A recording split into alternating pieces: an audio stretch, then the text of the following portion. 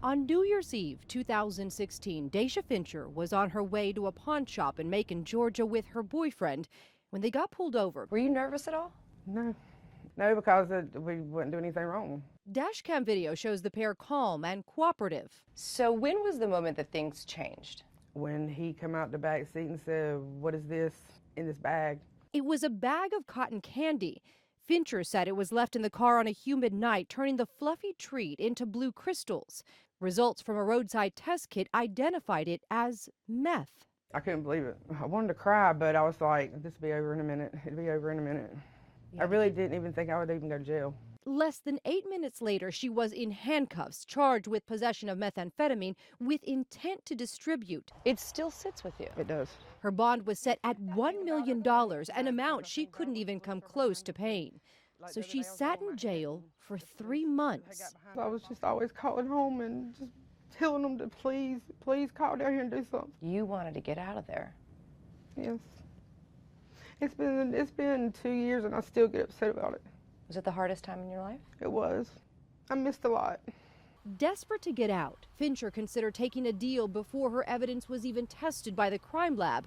Her attorney, James Freeman, says in Georgia, the testing process could take at least 3 months. So there is a chance innocent people are taking these plea deals just to get out of jail. It's not just a chance, it's a fact. Fincher passed on taking that deal and was eventually released when the lab results came back negative for any illegal drugs. So the backlog isn't just about cases like Daisha's. It's not just drug cases. It's not just accused criminals. It's everything that needs to be tested by the crime lab. But Georgia isn't the only state facing a growing crime lab backlog.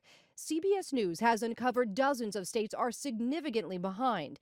Illinois has a backlog of more than 23,000 cases. In South Carolina, it could take more than 9 months to get results back on DNA or firearms testing. In Idaho, some cases have been pending for almost 2 years. Is there a backlog here in Arkansas?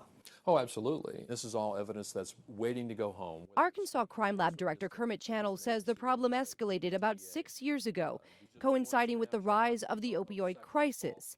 In his lab alone, DNA and drug cases have nearly doubled since 2014. They are more complex, and if we talk about a drug case, it's not simple marijuana. It's methamphetamine, it's fentanyl, it's heroin. This is where it all happens. This is the laboratory. This is where we have almost 28 chemists. We were given rare access inside Arkansas's crime lab, where scientists carefully test each piece of evidence.